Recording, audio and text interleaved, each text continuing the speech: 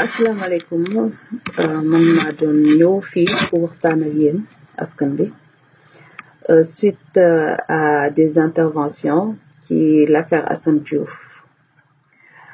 en tant que juriste nekk notaire nekk fiscaliste mais également liggéey ci criminal law mooy droit criminel droit pénal puis aux États-Unis mu bëggoon na ñëw apporter tuuti ci li nga xamante ne mooy procédure immigration puis aux États-Unis bien entendu aussi liggéey naa ci immigration mais toujours sama cas immigration yëpp c'est des cas pro bono maanaam dama koy def bénévolat donc duñ ma fay ma dimbale ay victimes surtout les victimes de violences faites aux femmes nekk immigré jàppale leen ba nga xamante ne duñu mën a génn dëkk bi ñu am statut mooy VAWA benn acte ba nga xamante ne def nañ ko fii aux États-Unis pour protéger les femmes victimes de violences domestiques violence conjugale mais donc loolu laa bëggoon a apporter après l'analyse que j'ai faite ci procédure yi nga xamante ne ñoo fi jot a tabb ci affaire Assane Diouf Assane Diouf ci li ma gis dafa nekkoon ci benn procédure boo nga xamante ne aux États-Unis buñ la xasee ba jël la pour que nga war a génn dëkk bi nekk en déportation da nga war a génn donc je pense que moom sur le plan de la représentation judiciaire xëy na amul représentation bu baax wala am na ay données ay détails yoo nga xamante ne quand même il faut que mu leer mais leerul donc en grosso modo bu fekkente ne dañ la boole comme il l'a dit donc son épouse bu mu nekkaloon moo ko boole donc mu ubbil ko cas boo nga xamante ne d'abord il faut que te loolu dama bëgg mu leer sénégalais yi xam ne aux États-Unis boo fi nekkee illégalement nga dugg ci dëkk bi illégalement tu es illégal l'illégalité c'est du crime la mais c'est illégal donc ce statut c'est illégal donc à prime abord amuloo benn statut ci dëkk bi donc bu dem nga ba am benn contentieux ak kenn mu boole la day ubbi sa cas ñu jox la nag ay possibilités nga am sa avocat représentation boo nga xam ne ça risque d'être compliqué et d'être très cher mais possibilité la boo nga xamante ne boo amee avocat bu xarañ mën na la dimbale ba nga mën a am statut toog ci dëkk bi qu'est-ce qui a été fait qu'est-ce qui s'est passé ça je sais pas donc lu ñu war a leeral mais gannaaw dama jàpp ne loolu leerul ba tax ne loolu sottiwul ba tax ne Assane Diouf dem na ci procédure boo nga xamante ne dañ ko jël pour déporter ko parce que xëy na topp nañu procédure judiciaire bi ay motion yu ñu ubbi kenn topp ko donc finalement bu fekkente ne woo nañ la tribunal ñëwuloo donc dafay annuler sa motion daf lay pénaliser kon comme dëkk bi juge jël na pour nga génn da nga war a génn donc il ne l'a pas fait et donc comme il ne l'a pas fait li ma jàpp mooy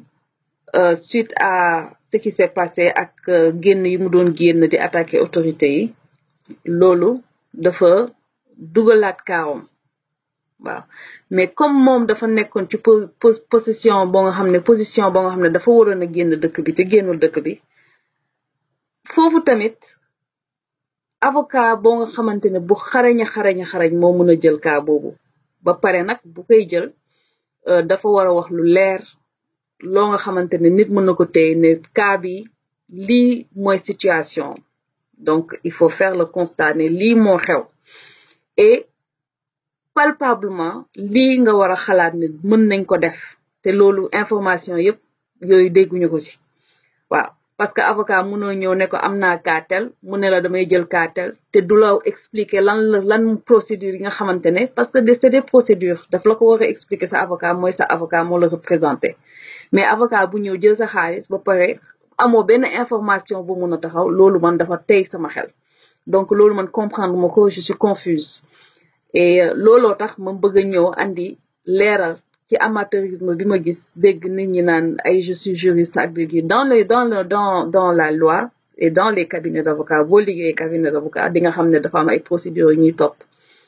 donc ce n'est pas ce qui est vrai mais ce qui est prouvé donc il faut que ñu andi ay preuves def benn cas te il faut que mu nekk avocat boo nga xamante ne yàgg na di dugalante ci affaire cas très complexe ci immigration comme ce fut le cas de Assane Diouf en général mënuloo dëkk États-Unis illégalement pendant des années demander woo asylum nga toog jékki-jékki parce que da nga nekk un détenu politique wala da nga nekk am kii rek ñu jël la ne dañ lay defal statut loolu mënul nekk à moins que encore une fois nga mën a am avocat bu xarañ te loolu moom ci li gën a compliqué il faut que ñu wane ay preuves yoo nga xamante ne effectivement kii sa vie était en danger serait en danger buñ ko jëlee yóbbu ko au Sénégal man li ma gis mooy Assane amoon na un précédent avec la justice de l'immigration précédent boobu moo doon Assane devait quitter le territoire des États-Unis il ne l'a pas fait donc c'est une violation of a court order cette violation c'est un précédent la situation politique dans laquelle mu dugal boppam est une situation succédante qui succède le fait qu'il y ait un antécédent avec la justice de l'immigration donc mënuñu tey jël loolu moo leen di wax par exemple avec sa fiancée la fiancée de Assane Malika li tax Malika mënu ko kii c'est parce que Assane dafa war a génn dëkk bi même bu Malika bu ñu marié dafa war a génn dëkk bi même bu dee dafa marié ak Malika dafa war a génn dëkk bi bu génnee dëkk bi dina am benn diir boo nga xamante ne mën na nekk 3 ans mën na nekk 5 ans mën na nekk 10 ans balaa muy ñu koy dugalaat ci dëkk bi it doesn't matter que am na fi doom wala kii dafa violer loi il n'a pas défendu son cas ñu jël ko déporter ko donc dañuy expédite sax déportation bi il faut que loolu mu leer léegi bi affaire gouvernement bi jëlee woone moom terroriste la c'était une action très intelligente du gouvernement du Sénégal parce que à la guerre comme à la guerre pour que ñu mën a autorités yi nekk fi américaine yi xam nañ ne en tout cas en Louisiane la police est interdite d'interpeller une personne juste sur la base que cette personne est illégale. Juste sur cette base, la police ne peut pas faire une arrestation. Cependant, la loi qui est la loi zéro tolérance sur le terrorisme, dafay prompt, dafay jël affaire bi il faut que autorité yi anglais bi moo xaw a yàqu làmmiñ bi mais loi boobu buñ ko jëlee boo taxawee ne diw terroriste la c'est zéro tolérance c'est la tolérance zéro automatiquement FBI est interpellé pour que ñu mën a dem xool situation bi foofu rek le gouvernement du Sénégal mënoon a jaar daal di interpellé pour que les autorités de l'immigration parce que FBI bu xoolee ne kii il n'est pas terroriste mais il n'a pas une situation légale un statut légal de rester dans le pays encore plus ce statut a été violé parce qu'il est en marge de déportation donc loolu dafay prompt les autorités de l'immigration FBI dafay transférer cas bi à l'immigration immigration dafay expedite il y a un autre terme mais ce n'est que le terme m'échappe parce que maa ngi door waay je suis un peu fatiguée mais je tenais quand même à faire un point sur ça quel que soit Alpha il fallait que ñu ut avocat boo nga xamante ne xam na procédure judiciaire sur la loi de l'immigration et sur la loi des human rights asylum political human rights asylum loolu bu fekkente ne avocat xamu ko mënu ko parce que exercer wu ko parce que tamit mën nga nekk avocat génn dans la plus grande école des États-Unis mais loo mokkalul mënoo ko tari te donc bu fekkente ne avocat boobu amul Assane quel que soit Alpha dañ koy déporter parce que jëlatuñ ko amul benn preuve bu ñu apporter ne kii sa vie est en danger bu demee Sénégal affaire bi yëpp loolu la donc il y a un glitch dafa am benn glitch mooy par exemple bi état Sénégal woowee Assane ne terroriste Françoise dafa taxaw ne dafay def ket pour que ñu jëlal ko avocat mais mu ne aussi dafa am benn comité juridique boo nga xam ne mooy toppatoo dossier boobu ñooñu je trouve que ce groupe de personnes je ne veux pas mettre les gens mal mais il faut qu'on se dise la vérité ces gens amuñu expertise buy tax ñu war a xarañ ci dossier bi def li ñu war a def un avocat qui prend le dossier bu toll noonu ñu ne jël nañ ko jox ko $8000 loolu mooy retainer avocat boobu retainer boobu bu koy jël dafa war a joxe reçu mais aussi dafa war a joxe exactement lan la war a def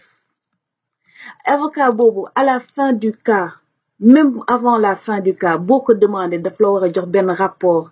up-to-date report ne la depuis l'ouverture du cas lii lañ ci def les phone calls les appels les emails communication yëpp dañ koy def it's recorded parce que c'est la norme c'est la procédure où est le rapport où sont ces informations qui est l'avocat quel cabinet d'avocat la ñu jël donc il faut que yooyu yëpp enquête boobu il faut que ñu auditer cas bi en fait c'est ça dont je veux parler parce que dafa am benn glitch dafa am lu leerul naka ngay jëlee avocat ci cas bu compliqué nii daal di taxaw vraiment war a xam information di woote detaining officer maanaam ci police kii bi ci prison bi alors que l'avocat était tenu d'informer bu ñu waroon am information ci avocat bi lañ ko war a jëlee pourquoi demuñu ci avocat bi wax ak moom man foofu laa comprendre parce que moi quand j'ai mes clients à la lettre dañuy am information sur leur cas parce que c'est ce qui est normal nit ki la jël xaalisam fay la danga ko war a jël reçu ba pare jox ko up-to-date information about the case how the case is processing donc vraiment on n'a pas ces informations loolu dafa xaw a upp sama bopp te foofu la loolu lépp nekk man dama ne est-ce que avocat am na woon parce que avocat bu ñu fay $8000 le temps que ñu jël Assane yóbbu ko affaire bi dafa gaaw ba nga xamante ne avocat bi waroon na xam ne il n'y avait plus rien à faire il n'y avait plus de temps pour loolu te temps boobu jarul ñu jël ci $8000 normalement avocat bi daf leen war a delloo xaalis parce que dara defuñu fi dara lan lañ fi def bu jar $8000 en combien de temps en même pas une semaine ah donc man loolu laa bëggoon leeral j'espère que li ma bëgg a leeral naa ko ñi nga xamante ne dañu naan ay juristes nañu ak yooyu je pense que c'est des gens qui n'ont jamais fréquenté un cabinet juridique parce que boo fréquenter un cabinet juridique vous devez à même de savoir que boo bëggee xam l'évolution d'un cas c'est l'avocat qui est tenu à vous informer pas le detaining officer ñoom seen yoon nekkul ci kaaw ñoom seen liggéey dañ koy def mais l'avocat qui a saisi le dossier qui est l'intermédiaire entre le client et les services de l'administration de l'immigration kooku moo waroon ñi nga xamante ne ñoo nekk di représenter comme la famille ou le groupe de personnes qui veut aider le cas de Assane Diouf ñoom ñoo waroon laaj avocat bi te loolu ça c'est la règle la plus élémentaire communication you gotta communicate with the lawyer bu fekkente ne communiquer ak lawyer bi what was the point to have a lawyer what's the point pourquoi nga war a am avocat te mënoo communiquer ak avocat mu jox la information en temps réel ci sa cas donc am na lu lëndëm foofu donc yëkkati téléphone wax ne on a fait ça def nañu lu ñu kii c'est pas ça je suis sûre et certaine ku nekk li nga ci mën def nga ko mais moi ce que j'aimerais savoir mooy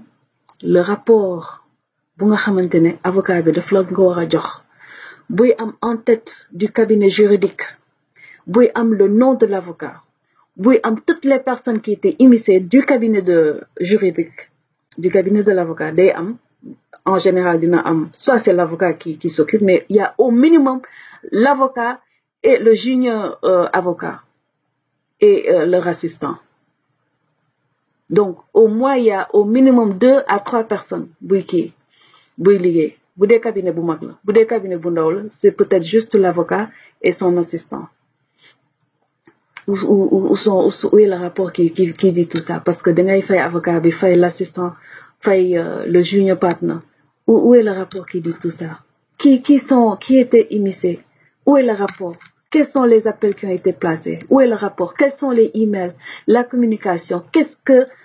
l'avocat a fait à la minute? Parce que avocat dafay am timer bi every time bu ñu defee appel dañ koy bind. It's a report. So where is all that information? bu loolu weesoo dama bëgg sànniwuma kenn xeer dama bëgg nit ñi ànd ak seen xel di xalaat xam ne y a des procédures dans la vie yoo nga xamante ne ça reste inéluctable te boo ko bëggee changer dafa am fooy jaar c'est pas de l'amateurisme parce que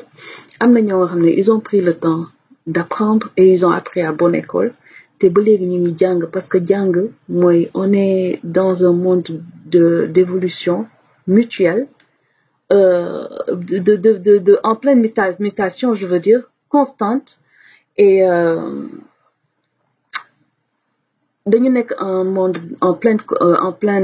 pleine mutation perpétuelle avec les nouvelles technologies donc il faut que jàng bi nekk éducation continue du taxaw il faut que ngay continuer di jàng continuer de gëstu je me demande vraiment ku am jot li nga war a jàngaloo ko li nga war a liggéeyaloo ko c'est aussi simple que ça mais dañu aussi toll ci àdduna boo nga xamante ne képp koo nga xamante ne sa dëkk ñor na la nga dugal ci sa loxo liggéey mais lépp looy def dafa am yoon boo war a jaar lépp lu nit di def dafa am yoon bu mu war a jaar l'État c'est une institution le président de la République c'est une institution boo demee ba war a jël ñaan ne dangay xëcc président de la République di ko boxer di ko dóor bëgg ko terrasser de fekk yow nga am benn assise gànnaay yow nan nga mën a nekkee aux États-Unis illégalement pagaruwoo tooguloo donc en tant que juriste le scepticisme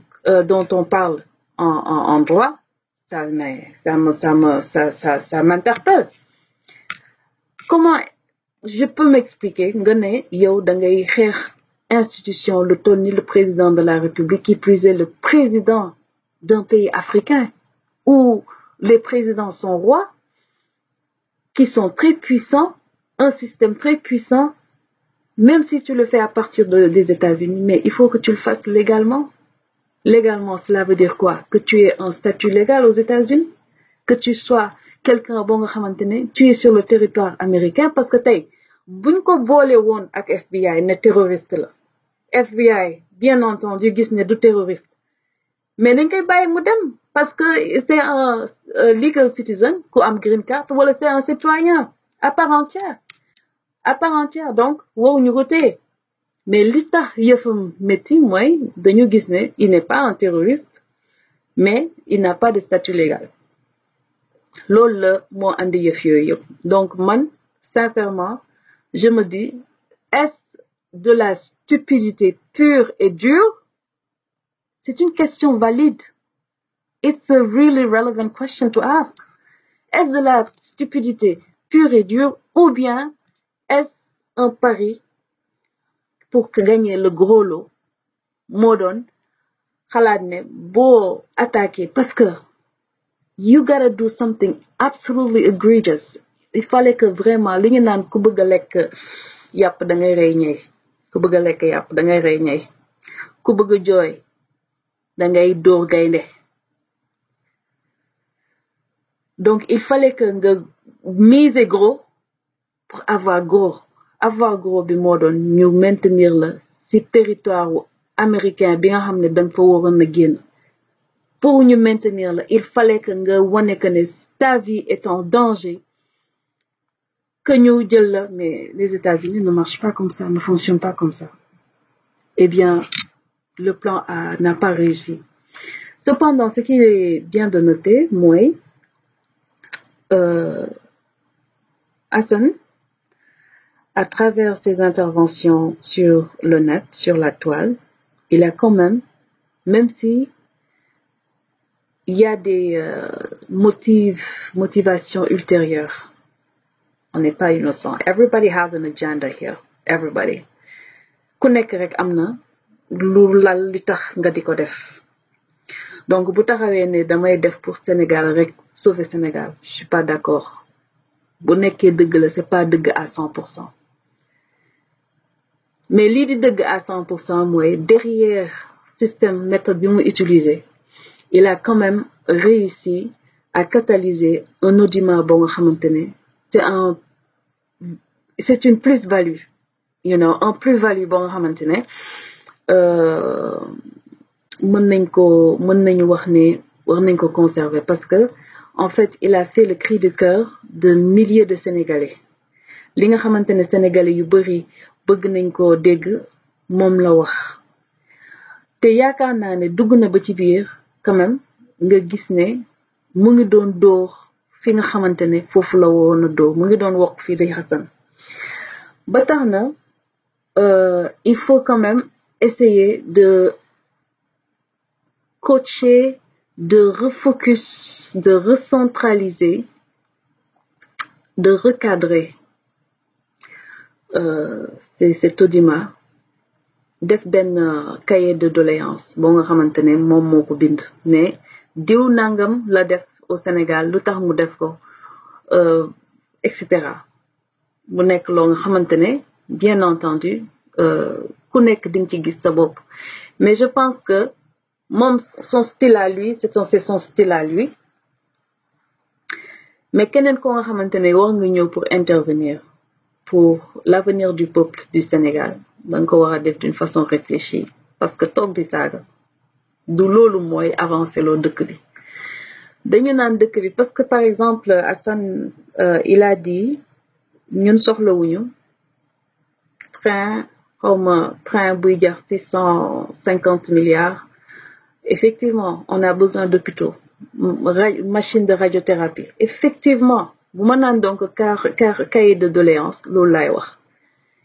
lan la peuple bi soxla ñu jël priorité yi nga xamante ne moom le gouvernement bi par exemple on fait des trades, des échanges. Gouvernement bi il a émis de faire un train de 650 milliards nañu jéem a conscientiser le peuple, le gouvernement plutôt, le président de la République ne ko président de train bii nga bëgg a def macha allah wax dëgg yàlla bu ñëwee dina baax lool dina changer lool dina innover mais est-ce que duñu jël xaalis boobu pour l'instant puisque suñu priorité mooy radiothérapie wala hôpital bu moderne wala nangam ñu def ko foofu ndax loo gis àdduna waxtaan la négociation la.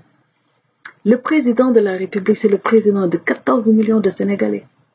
te moom fi mu toll avec ses programmes kenn xamul ñun dañu toll suñu niveau moomu toll niveau avec ses collaborateurs etc. ñun mënuñu dem ba relever wu dem ci seen niveau mënuñu ko parce que on ne sait pas la donne qu'est-ce qui se passe ci environnement boobu mais li ñu mën a def à notre niveau ak information yu ñu am ak constat observation yi nga xam ne ñu ngi koy def ci dëkk bi ñu def benn cellule boo nga xamante ne dañuy jël dialogue. Il a appelé au dialogue. Il faut utiliser ça. Maintenant, si Hassan a des preuves qui kenn def na nangam wala def na nangam mu xalaat ne loolu daf ko war a génne vilipender ko etc. Ça c'est son truc. Pour man li ñu naan en anglais leverage c'est un arme la pour moom parce que tamit dëkk il faut mu am opposition et moi je vois maintenant que en quelque sorte Hassan représente l'opposition parce que au Sénégal bon la communication ne passe pas entre l'opposition et le gouvernement c'est ce qui est vraiment dommage donc il faut que quand même am ko nga xamante ne mooy réfuter pas réfuter dans le sens de contredire tout le temps le gouvernement mais aussi mu nekk daal un baliseur ko nga xamante ne dafay taxaw ne le gouvernement vous faites telle ou telle chose c'est bien mais il serait mieux de faire telle ou telle chose aussi d'écouter le peuple etc. Donc en gros loolu laa bëggoon wax loolu laa bëggoon andi comme leeral et puis di xalaat aussi di ñaan que ku nekk gis ci sa bopp dine naan nit ñi nañu dal xam ne àdduna créé wuñ ko en un jour lépp nañ ko def ci yar ak teggin te bu ñu déggee situation qu'on laisse les gens qui sont habilités décortiquer au moins décrypter la situation bañ a nekk di def ay théories ak ay wax en l'air des paroles en l'air c'est pas bien mais plutôt ñu woo nit mu jéem a analyser ce qui s'est passé ce qui s'est passé en conclusion mooy Hassan était en situation de déportation il ne devait pas se trouver sur le territoire américain il a violé cela et pour s'en sortir à mon avis très humble il a pris cette méthode de s'acharner sur l'institution du Sénégal. Malheureusement, c'est un pari qu'il a perdu parce que il n'a pas eu la représentation juridique qu'il devait avoir. Et voilà, donc il aurait pu être maintenu sur le territoire sénégalais, mais dañuy am yaakaar que bu demee Sénégal jàmm rek lay am. naka la ñuy defaat ba mu ñëwaat fii aux États-Unis loolu c'est autre chose xëy na incha allah dinañ ci mën a wax mais ñu ngi ñaan yàlla defal ko sutura ndax c'est un père de famille donc je pense que c'est la chose la plus désolante ñaanal ko ñaanal famille am et puis dalal xel yi nit ñi am dal xel xam ne mën nañu xeex mën nañu nekk en désaccord avec le gouvernement mais liy jig Assane